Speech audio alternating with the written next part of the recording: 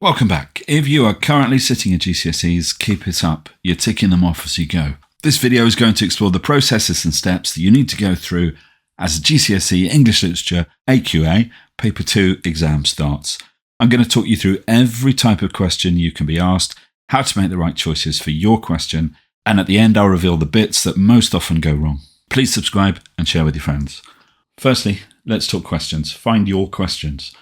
Check the index page for numbers and then turn to your page. It sounds obvious, but make sure you find it. Some people don't realise that there were other options that teachers could have taught. There's always one person who panics a bit and does all the questions, even though deep down they know they haven't read all of them. Just make sure it's not you. Secondly, choose your question. You get two of them and you choose one. We often think of them as a character one and a thematic one, but that's not strictly true. Be sure to check out my video on all of the different questions you can be asked on an Inspector course.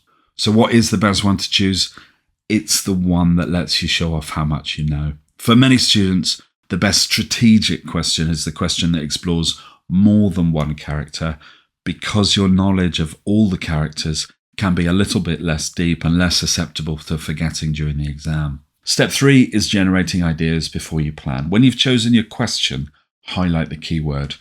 Whenever you get stuck, go back to the keyword. You're going to use it in your essay in every paragraph. You'll know that you've used the keyword enough when you think you've used it too much.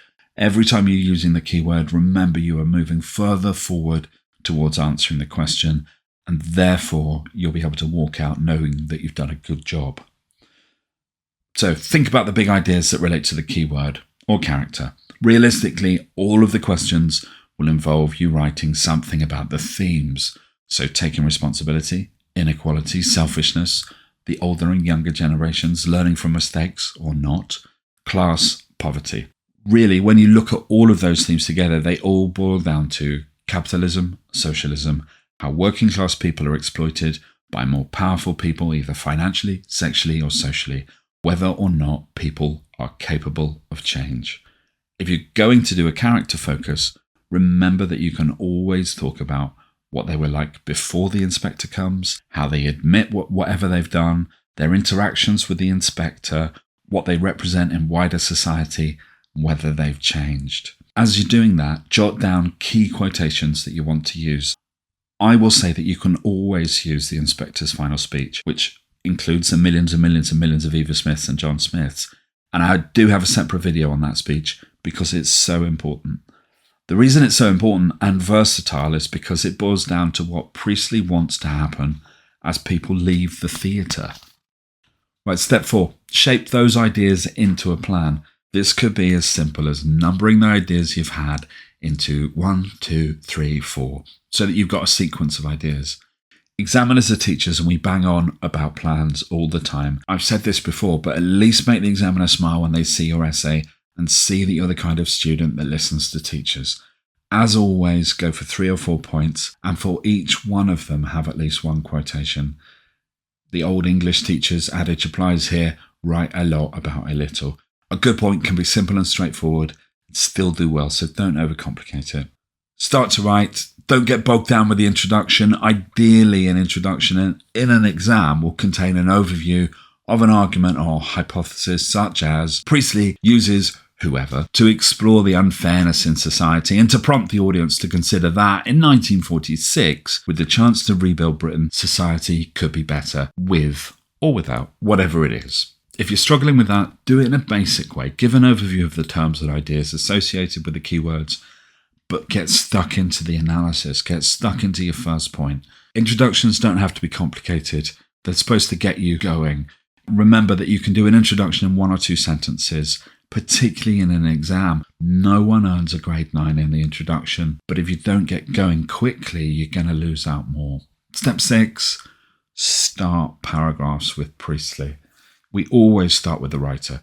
Priestley wants something to come across as something. So Priestley wants Sheila to come across as going on a journey of improvement. Priestley wants capitalism to come across as uncaring and motivated by personal greed.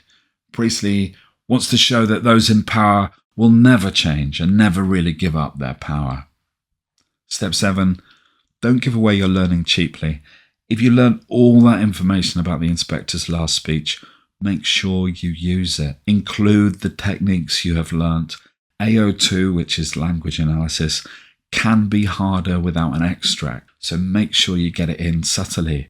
Here's an example. The first person pronoun we is repeated 3 times in the inspector's last speech, including we are members of one body. The use of the inclusive pronoun we brings a sense of the idea that we're all connected, and he's pointing out what might seem obvious, that the human race are all the same species, the same body, and belong together, not divided, because the wealthy have sought to divide and conquer the poor, exploiting them financially, socially, and sexually. Step 8. Context. Answer the question and the context will come with it. Don't separate it out into a paragraph on context. You can weave ideas into an argument, like Mr. Burling is presented as the harsh and selfish face of capitalism, not realizing that the ideas that support capitalism, maximising profit, are the very same ideas that Eva Smith represents, but as a collective, trying for more money for the majority of the people. You can then bring in Burling's quotation that presents even his daughter's wedding as a business deal. Crufts and Burlings working together for lower costs and higher prices. Step 9. As the exam's going, keep an eye on the clock. Stick to your time. If you get extra time, use it and use all of it. Spag marks are available, so check the answer for mistakes. If you do the checking at the end of the exam, you're much more likely to spot them. Standard times for AQA Literature Paper 2 are 45 minutes per section on Paper 2. If you get extra time, that's just over 55 minutes each. Now, my advice for what to do if it all goes wrong remains the same. Pause for a few seconds, press the reset button. Go back to the question and look at it again. Look at the key word.